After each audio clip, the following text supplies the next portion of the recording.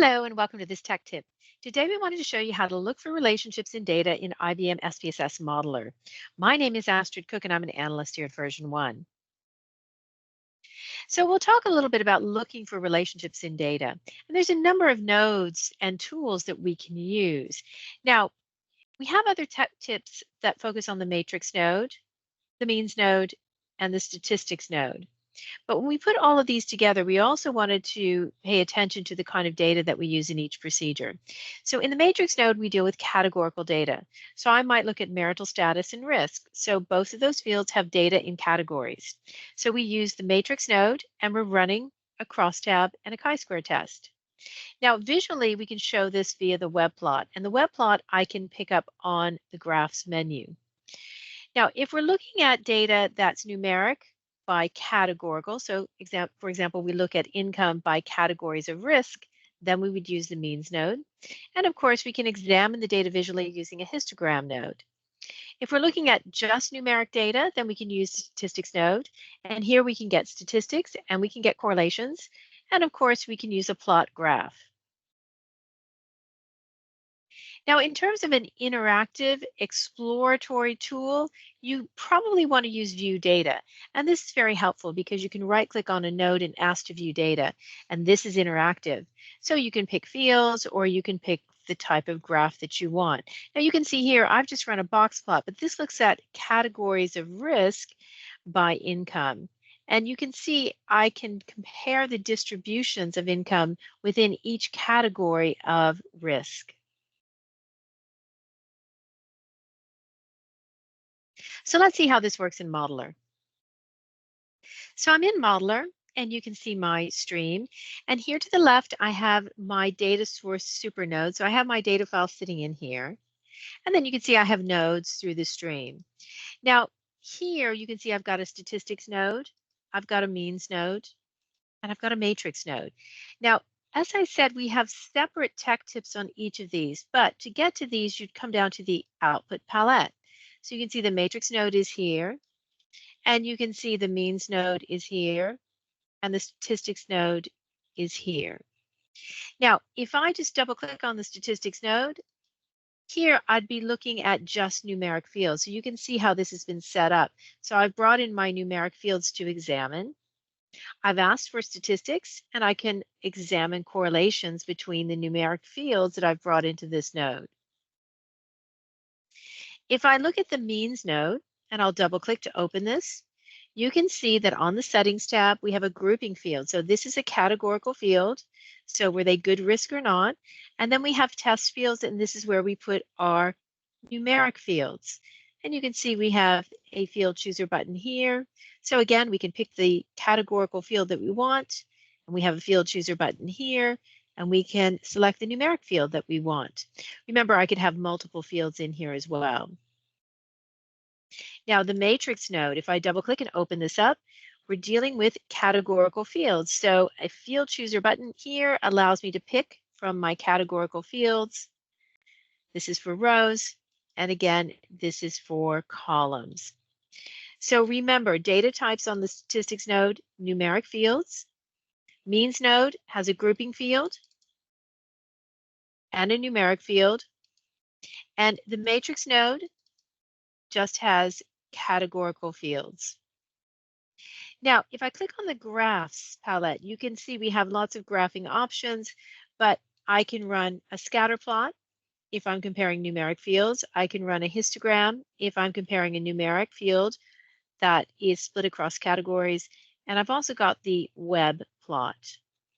So again, very useful graphing options.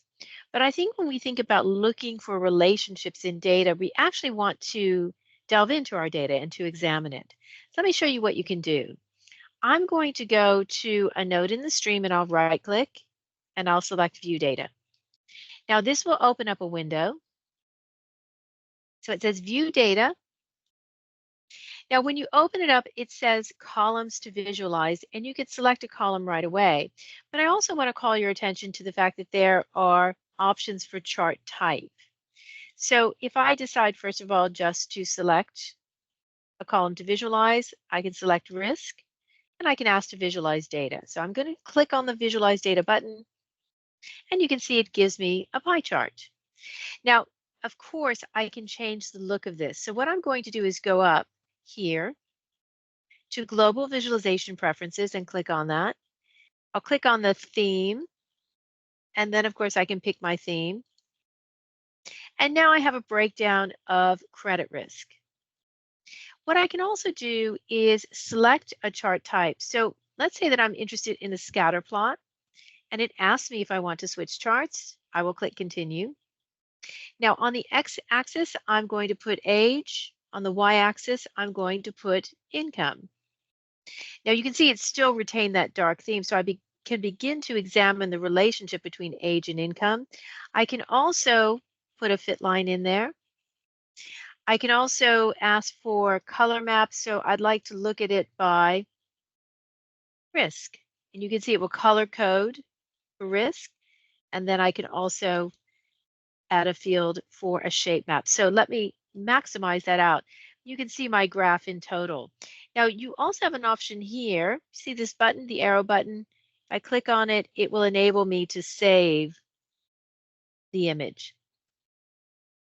So that's very handy. The way that I set this up was actually by choosing the graph type initially, but really I was looking at a numeric field, age, and income. Now, if I'm looking at a numeric field with a grouping field, perhaps I want to run box plots. So I will come down, I'll select the chart option, and then I will search for box plots. So let's have a look. Here we go. It will ask me if I want to switch charts. I'll click Continue. Now for my columns, I will select income, and I want to split by risk. And now I have my box plot. You also have the option here to normalize data. But remember, if you want, you can save the image. So very handy. I can quickly examine categories of credit risk and the spread of income. Now, I want to show you something else. If I'm interested in examining crosstabs or relationships between categorical fields, let's have a look at this. I'm looking for a graph called a relationship graph. Here it is. Now, if I hover my cursor, it says it shows how columns of data relate to one another and what the strength of the relationship is. So again, you can hover my cursor over, it gives me a description. So I'm going to click on it. It asks me if I want to switch charts. I'll click Continue. Now for columns, let me select a columns. I want to start with credit risk, and there's a button here. I want to add another column. And I'd just like to look at it by marital status. Now you can see we have risk and marital. So if you look at bad profit here, I can see the numbers on bad profit. Are they married? The numbers here, but do you see the link between them? If I hover my cursor over the link, I can see that I have 724 people who are married who are bad profit. So this is quite handy because I can see the strength of the links, and then I can examine each of these individually. So if I come over and click on bad loss, I can see the links from bad loss to divorced, separated, widowed, and married. Perhaps I want to click again on good risk. Let me come here, and I can see the links that good risk has with single, divorced, separated, widowed, and married. So a very handy way to examine your data. Of course, you can come over here and you can add another column. And here I'd like to look at it by how they're paid. Now, you can see monthly here and the links. Weekly, you'll notice there's a strong link between bad profit and being paid weekly. So we'll have a look at it. Hover my cursor over it. You can see there are 806 individuals who are bad profit who are paid weekly. So a very handy tool to examine relationships between fields that are categorical.